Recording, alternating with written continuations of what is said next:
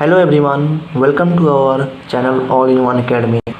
तो दोस्तों, मुझे उम्मीद है कि आप सब अच्छे होंगे और आज हम करने जा रहे हैं सुबह आरंभ क्लास 12th केमिस्ट्री के धमाकेदार चैप्टर द सॉलिड स्टेट। और आज हम लेके आए हैं द सॉलिड स्टेट का फर्स्ट वीडियो।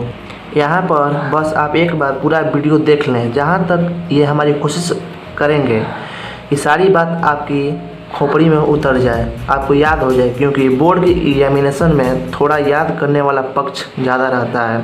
तो चलिए शुरू करते हैं चैप्टर को, जहाँ शुरुआत में लिखा गया है कंटेंट, मतलब क्या क्या पढ़ना रहता है इसमें। तो देखते हैं कि फर्स्ट में क्या है।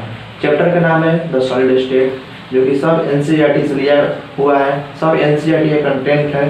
तो देखते हैं फर्स्ट में इसका टॉपिक है general characteristics of solid state, मतलब सॉलिड स्टेट का कुछ गुण क्या होता है। जैसे कि हम लोग क्लास 9, 8 या 10 से पढ़ते आ रहे हैं कि मैटर 3 प्रकार का होता है, सॉलिड, लिक्विड, गैस। तो हम लोग क्लास 12th में यानी कि द सॉलिड स्टेट को अच्छा से जानेंगे क्या होता है सॉलिड स्टेट, कितने प्रकार का होता है। फिर आता है एमॉर्फस एंड क्रिस्टलाइन सॉलिड, ये दोनों सॉलिड क्या होता है। फिर क्लासिफिकेशन ऑफ क्रिस्टलाइन सॉलिड। फिर क्या आता है क्राइस्टल लैटिस एंड यूनिट सेल। ठीक है, क्राइस्टल लैटिस क्या होता है और यूनिट सेल क्या होता है। ठीक है, इस देखेंगे हम लोग। Number of atoms in unit cell, किसी भी यूनिट सेल में कितना नंबर ऑफ एटम होगा वो हम देखेंगे। इतना आपको दिख रहा है टॉपिक, ये A to Z NCERT का कंटेंट है। ठीक है, फिर उसके बाद है क्लोज पैक्ड स्ट्रक्चर। यानी क्लोज पैक्ड स्ट्रक्चर क्या होता है, पैकिंग एफिशिएंसी क्या होता है, calculation involving unit cell dimension क्या होता है, इम्परफेक्शन इन सॉलिड क्या होता है। आप हमारे साथ वीडियो के अंतिम तक जुड़े रहिए, हम आपको हर एक चीज़ क्लियर करेंगे इस वीडियो में। फिर उसके बाद आता है electrical properties and magnetic properties. तो चलिए गाइस शुरू करते हैं द सॉलिड स्टेट, जो कि हमारा फर्स्ट चैप्टर है क्लास 12th केमिस्ट्री का। तो दोस्त, जो हमारा पहला टॉपिक है चैप्टर 1 का, वो है general characteristic of solid state. इसको पढ़ने से पहले हम लोग जान लेते हैं कुछ सॉलिड के बारे में। देखिए, हम लोग बहुत पहले पढ़ चुके हैं और जानते भी हैं कि लिक्विड और गैसेस जो होते हैं वो फ्लूइड्स हैं, मतलब because of the ability to flow, वो बहते हैं क्योंकि उनके पास मतलब कि बहने की क्षमता है। फ्लो यानी क्या होता है, बहना।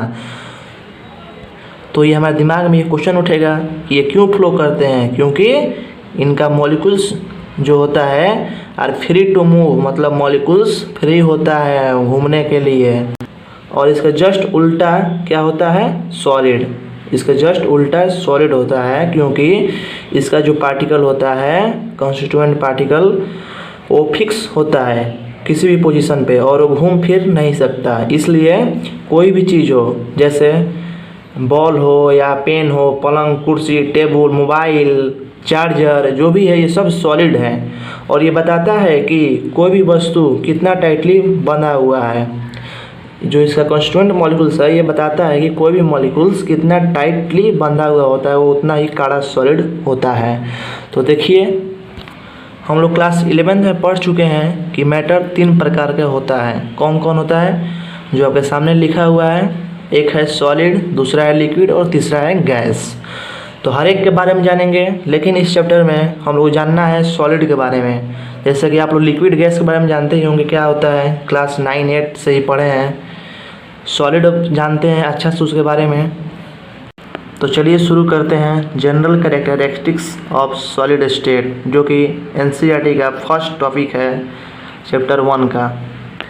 जैसा कि ये पहला लाइन में लिखा हुआ है कि they have definite mass, volume and shape, मतलब सॉलिड के पास मास डेफिनेट होता है, वॉल्यूम भी डेफिनेट होता है, शेप भी डेफिनेट होता है। जैसे मान लीजिए मैं मार्कर है, इस मार्कर के पास पूरा अच्छा से डेफिनेट वॉल्यूम भी है, शेप भी है और मास भी है, इसलिए ये बहुत मतलब कि सॉलिड होगा। ठीक है, फिर इसका दूसरा एग्जांपल है intermolecular distance are shorts. Intermolecular distance मतलब क्या समझे, इंटरमोलिकुलर मतलब देखिए, इंटरमोलिकुलर मतलब होता है किसी भी एटम के बीच का जो डिस्टेंस होता है बहुत ही मतलब कि छोटा है, शॉर्टेस्ट होता है, इसलिए कहा शॉर्ट होता है, बहुत ही एकदम नज़दीक नज़दीक रहता है। इसीलिए उसका जो कॉन्स्टिट्यूएंट मॉलिक्यूल्स होता है वो मतलब कि बहुत ही टाइटली उसको पकड़ा रहता है। हम कंस्टिट्यूएंट का मतलब जानेंगे, हम बताते हैं क्या होता है कंस्टिट्यूएंट का मतलब।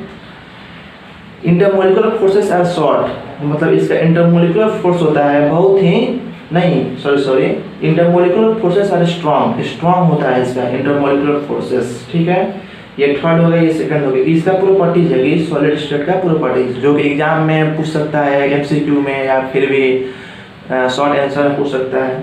ठीक है, चौथा देखते हैं क्या है। देयर कंस्टिट्यूएंट पार्टिकल्स, देखिए हम बताए थे ना आपको कि हम बताएंगे कंस्टिट्यूएंट पार्टिकल्स क्या होता है, जिसमें एटम आता है, मॉलिक्यूल आता है और आयन आता है।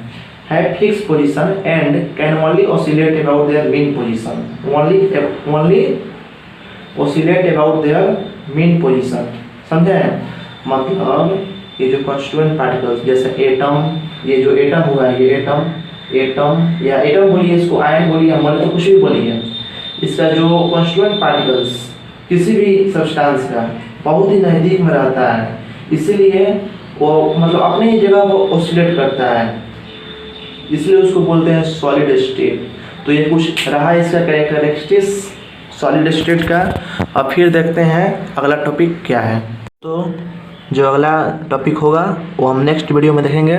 तब तक के लिए बाय, थैंक यू। और एक बात याद करिए, लाइक शेयर सब्सक्राइब करना ना भूलिएगा। धन्यवाद।